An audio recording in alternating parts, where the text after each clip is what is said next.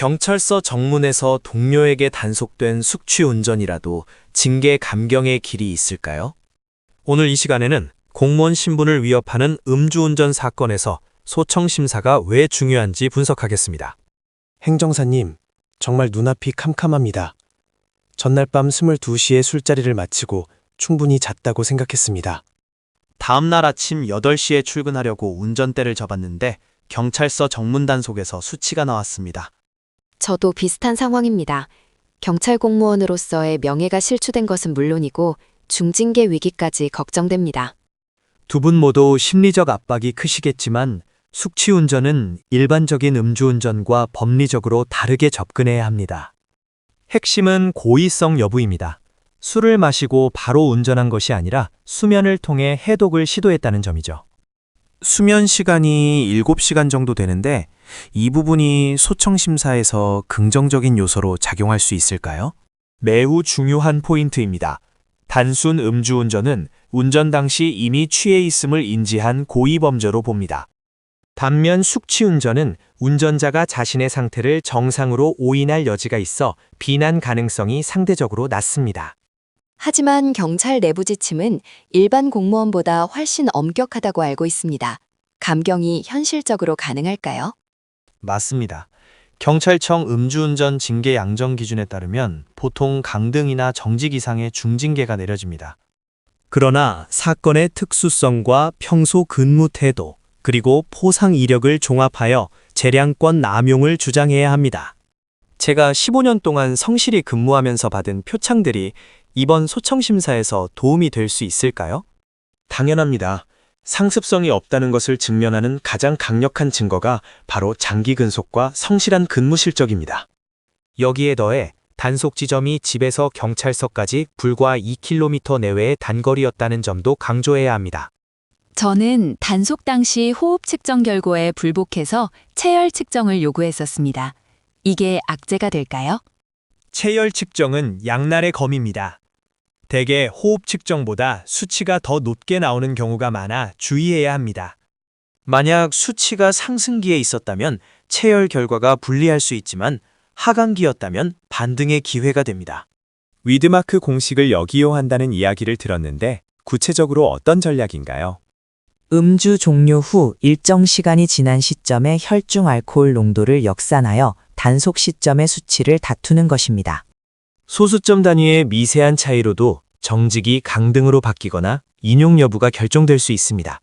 소청심사위원회 위원들은 주로 어떤 부분을 집중적으로 질문하는지 궁금합니다. 위원회는 당사자가 음주운전의 위험성을 얼마나 인지했는지와 재발 방지를 위한 노력을 봅니다. 전날 마신 술의 종류와 양, 그리고 대리운전을 이용해 귀가했는지 여부도 아주 꼼꼼하게 확인합니다. 귀가할 때는 분명히 대리운전을 불렀습니다. 영수증 내역을 증거로 제출하면 고의성 부인에 도움이 되겠네요. 그렇습니다. 대리운전 이용 기록은 본인이 음주운전을 피하려 노력했다는 강력한 정황 증거가 됩니다. 충분한 휴식을 취했다는 점과 함께 대리운전 영수증은 숙취운전 방어의 핵심 카드입니다. 만약 소청심사에서 기각된다면 그 다음 단계는 무엇인가요? 파면이나 해임은 면하고 싶습니다. 단순 숙취운전이고 인명사고가 없다면 파면이나 해임까지 가는 경우는 드뭅니다. 혈중 알코올 농도에 따라 다르지만 보통 강등에서 정직 수준으로의 감경을 목표로 전략을 세우는 것이 현실적입니다. 강등 처분을 받게 되면 계급이 한 단계 내려가고 급여도 삭감된다고 들었습니다.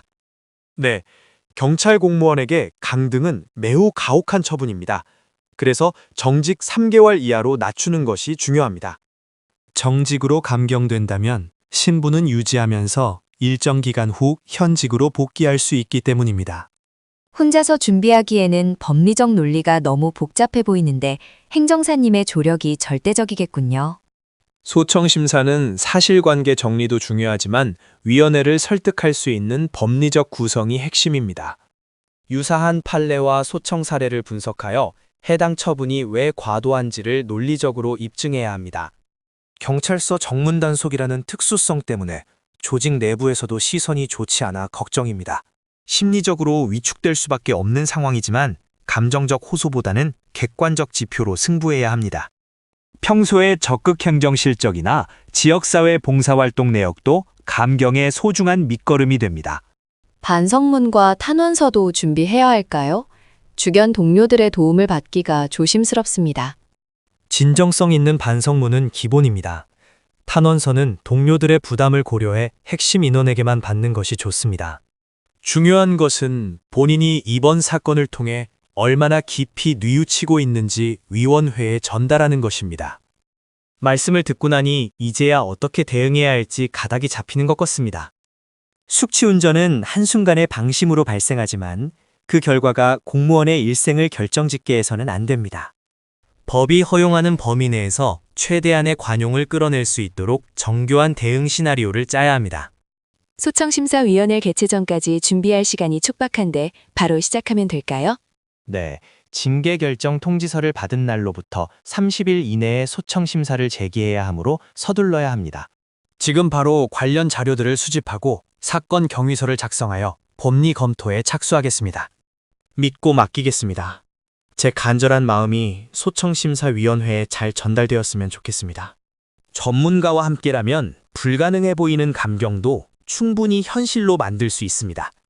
마지막까지 희망을 잃지 마시고 냉철하게 대응하여 소중한 직장을 지켜내시길 바랍니다. 도움 주셔서 감사합니다. 행정사님의 체계적인 조언 덕분에 큰 힘이 됩니다.